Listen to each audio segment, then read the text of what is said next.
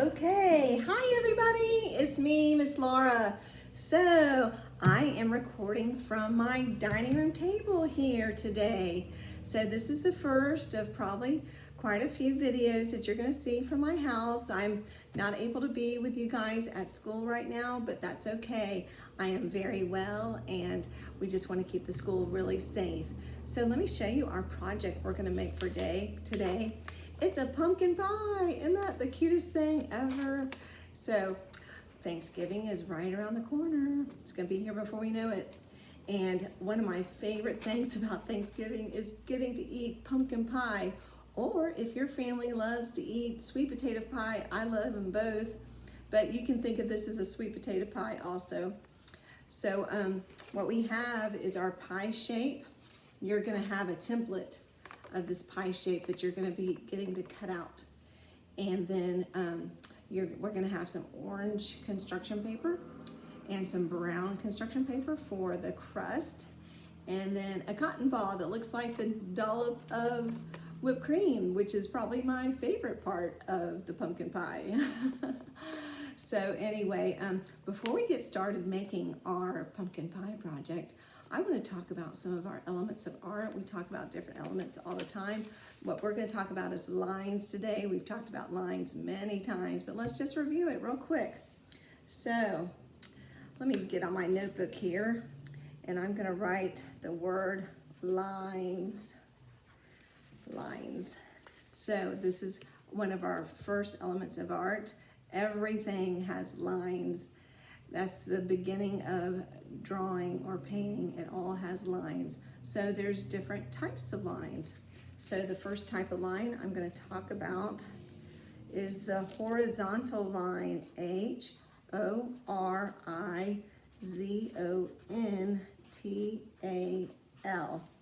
Horizontal. Now horizontal means that it goes from side to side. If you think about it, it's got the word horizon in it, and you think of the sun coming up or down on the horizon. If you're at the beach, you can really see the horizon well, but that means it goes from side to side. Let me draw that real quick. Side to side. And then it's a little on the diagonal side. Let me try that one more time. It's kind of, there we go. And then I'm gonna put a zigzag line over that mess up. That's okay. See, you don't have to be perfect, right? So let's do a little quick exercise with our horizontal lines. If you put your arms out side to side like that and sit up real straight, our arms are making a horizontal line. And if you think about lines around a room, like I'm looking at where my ceiling and walls meet, that's a horizontal line. We have horizontal lines everywhere. So the next line I'm going to talk about is the vertical line, V-E-R-T-I-C-A-L, vertical. Vertical lines are kind of like the opposite of horizontal lines. Vertical lines go up and down. Let me draw that for you. Up and down, just a straight line going up and down. Something about this notebook makes me keep wanting to make a diagonal lines, which is going to be our next line that we talk about, but let me show you. Up and down, that's the vertical. Almost like the letter L that I have in horizontal and vertical. It's like a letter L, the number 1. But let's do another exercise like I did before. If we put our arms straight up in the air like this, we're making a vertical line with our bodies. If you look around and like on the sides of the door, they are going vertical. Everywhere you look, all kinds of lines. So the next line, which I sort of kind of practiced earlier, but it's our diagonal line, D-I-A-G-O-N-A-L, diagonal. Now they go crossways, is a good way to put it. Crossways, like that. You can make them go the other way, like that. So they You see them in the letter V. You see them in the triangle, and that's why I wanted to get to this diagonal line, because our pie shape is very similar to a triangle, except for it's got another special line that we're going to talk about next, and that's a curved line. C-U-R-V-E-D, curved. If you think of parentheses, parentheses are curved lines. The letter C is a curved line. Also, the letter U is a curved line. Curved lines are everywhere too. If you think of the side of a bowl has a curved line, all kinds of curved lines. But the curved line I want to talk about right now is at the top of our pie. So what we have are two diagonal lines, almost looks like a V, and a curved line at the top.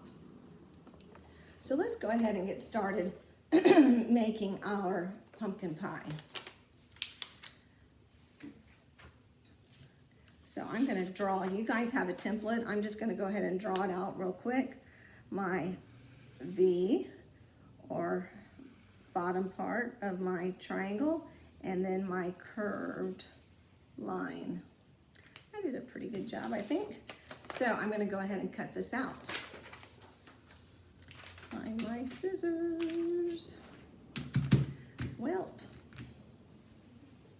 I just had them.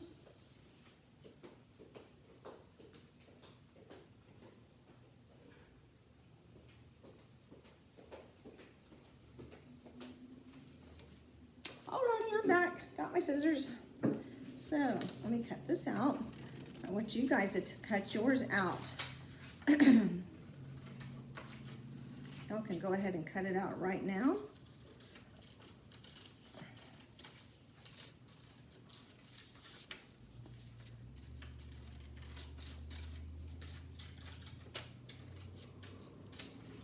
There we go. Set my scrap paper to the side.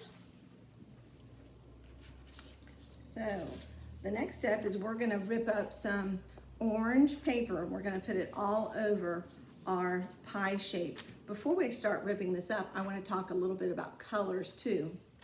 We've talked about colors many a times. So let me take this sheet off, and I'm going to get my markers out and show you. We have our three primary colors. Our three primary colors are yellow. Make a yellow circle.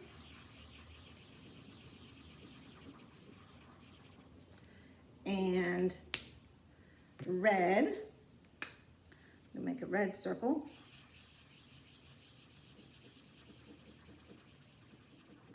And blue.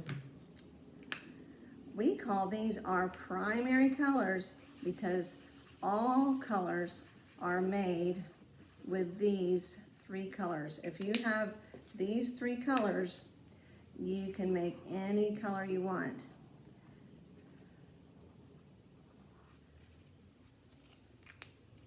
So let me show you. We've got yellow, red, and blue, the three primary colors. So to make orange, which is what our pumpkin pie is, we're gonna mix two of these colors together. We're gonna mix yellow and red to make orange. So I'm gonna make a graft here, make some diagonal lines, and put yellow underneath it. I mean orange, geez Louise.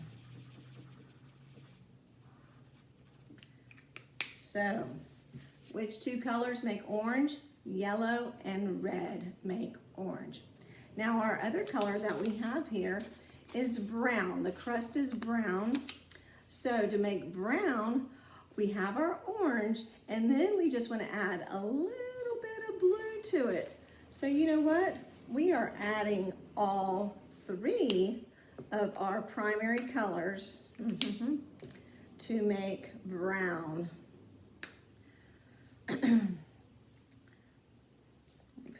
brown right here. This is a very dark brown. That's okay. And I'm gonna make a dotted line. We haven't really talked about a dotted line, and that is my way of saying just a little bit and a diagonal line for the orange. So that is how we get brown, is if we mixed all three colors together. You have orange and then just a little bit of blue. So actually we have all three colors, because we know that yellow and red make orange, and then blue is our other third primary color. So just a little lesson on colors again. So let's get making our pumpkin pie. We got our pie cut out, and now we're gonna rip up some orange paper. Don't wanna make them too small. Remember, I've mentioned this many times, if you make your papers tiny, it takes the project way longer than it should. And then if you make them too big, it doesn't give the same effect. So you want just kind of that medium size shape, medium size piece of paper. So let's see if I've got enough. Here's my glue, and I'm just gonna put glue all over. I do wanna put a piece of paper. Let me grab this paper over here real quick. Just kind of to protect my white paper underneath from getting all over the tablecloth. So I'm gonna put glue all over, I think I'm gonna put it on this side, my pie shape.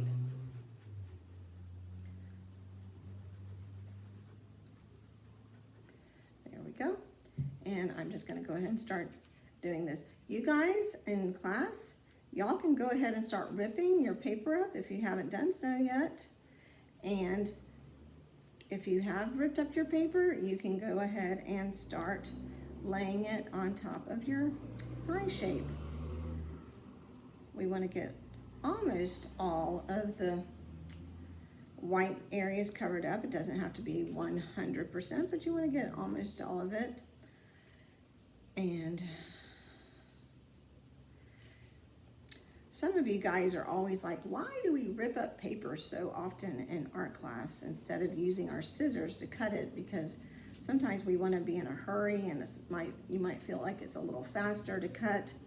But ripping paper is a great fine motor skill, is what we call it.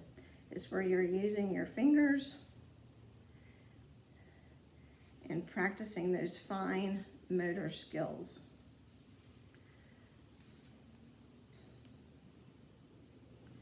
Rip up a few more pieces.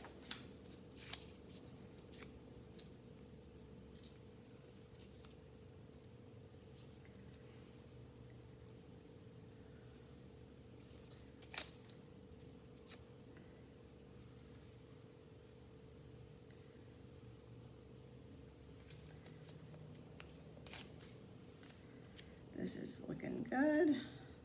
I'm sure you guys are doing an awesome job. We're just gonna rip up a few more pieces. Looking good.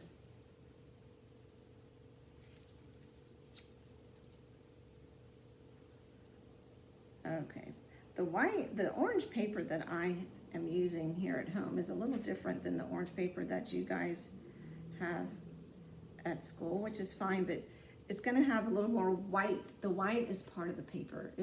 Some reason this paper has like a white inside it. I don't know if you guys can see that from the camera, but I have it all covered up. So now we are ready for our brown. So I've got this brown paper right here, and I'm gonna rip a little bit of it. Don't need a whole lot. It's just the top of the pie shape where the crust would be. So I think that should be plenty. Go rip it to small pieces. You guys can go ahead and start ripping yours, brown paper. Do not be in a hurry, guys. I say that lots of times in art. If you're not in the same spot I am, that's okay. The nice thing about videos is you can always pause it if you need to, if you want to catch up, if you want to look at it again later. Don't feel like you have to do this as fast as me. we all have different paces. I think that should be plenty. I've got about 7 or 8 there, it looks like. Let me go ahead and put some glue just at the top, because that's the only place we're putting the brown paper. And I'm gonna go ahead and lay that right on the top, on that curved edge. Remember that word, curved. Oh, this is gonna be so cute. I know sometimes we're like, why do you use white glue all the time and not the stick glue? Because sometimes we feel like stick glue is a little bit easier to use. And for some projects it is, but I almost always prefer white glue because it sticks so much better. And especially on a project that has to do with the holidays or something like that, I want it to last a long time. I still have projects that my boys made when they were little that I like to get out at the holidays and show. And I know a few of them that use glue sticks, they started falling apart before the holidays were even over. So, all right, we've got our crust on. I like it, looking good. So, the next part is gonna be our plate. Look how huge that plate is. Actually, the whole pie is pretty big. We shouldn't eat a piece that big on Thanksgiving because we've already eaten a ton already. And we want to share with everybody, right? So, but we're going to put it on a white sheet of paper, which is going to look like our white plate. So what I have, just a plain sheet of white paper, and I'm going to go ahead and cut it into somewhat of a circle. It doesn't have to be a perfect circle. What we do is we're just going to cut off the corners like so, and it turns it into a round-ish shape. Does not have to be perfectly round, but I'm just going to take the corners off of my paper, and then we're going to have a round. That's a big plate, isn't it? So we're going to put our pie right in the center of it. I'm going to put some glue on the back of it. I only need glue on the edges. There we go. I'm going to put it right in the center of my plate. Got lots of glue everywhere. That's okay. It'll dry and look great. So look at there. Whoop, got a little spare. There we go. So the last thing we need is the cotton ball. The cotton ball is like our, it's over here, hang on 2 seconds. So the cotton ball is like our whipped cream, which is probably my favorite part of the whole pumpkin pie. Whipped cream just makes all desserts taste a little better in my opinion. So I'm just gonna put a little bit of glue in the center of my pumpkin pie and put that cotton ball right on top of it. So there we have it, our cute little pumpkin or sweet potato pie. I hope you guys enjoyed this project. I miss you guys so much, and I cannot wait to see you guys again. But I would love it if someone in your class could take some pictures and email them to me so I can see how great you guys are doing in class. All right, have a wonderful day, and I can't wait to see you. Bye.